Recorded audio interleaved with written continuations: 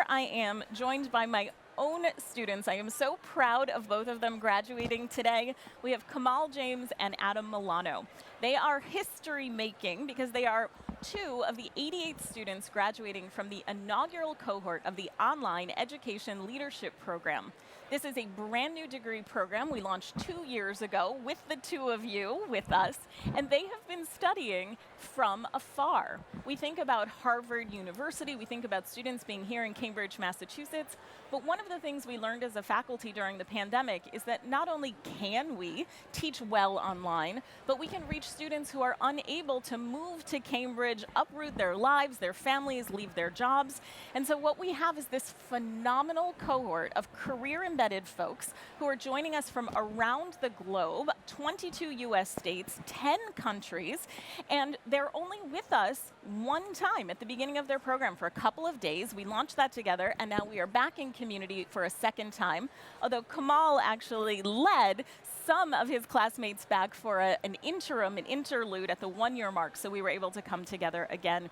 But they are here today after coming over from Appian Way, where they've processed behind Dean Long. And so that's reminding me to mention one of the reasons I tapped the two of you. I mean, you were both my students and my advisees. I had the privilege of learning with you this year. But I also love the fact that both of you completed the program from North Carolina, but had fundamentally different lived experiences at home. So Kamal, you would often zoom into our meetings from your car. Tell me a little bit more about what you were juggling as you were doing your degree program here. Absolutely. Hi, Mom. So I am married, and I have two beautiful children, and so oftentimes my classes would overlap with parental commitment, so I would have to drive my son to baseball practice or my daughter to dance, and I would zoom in sometimes from the car.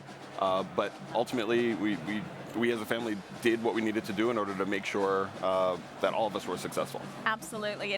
It was such a moment of admiration for all of us on the faculty as we were educating the OEL students and seeing what they were juggling in their real lives to show up and be fully present with us. As we sometimes had 3-hour-long classes in the evening, since we had folks around the globe, there were people who were waking up at 3 o'clock, 4 o'clock in the morning to join us and be fully present and in conversation in class. It's remarkable what you all have been able to accomplish.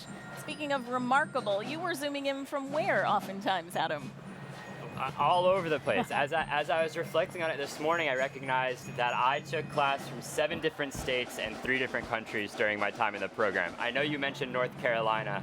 That was just the middle aspect of my program that I was able to finish off there. Fantastic.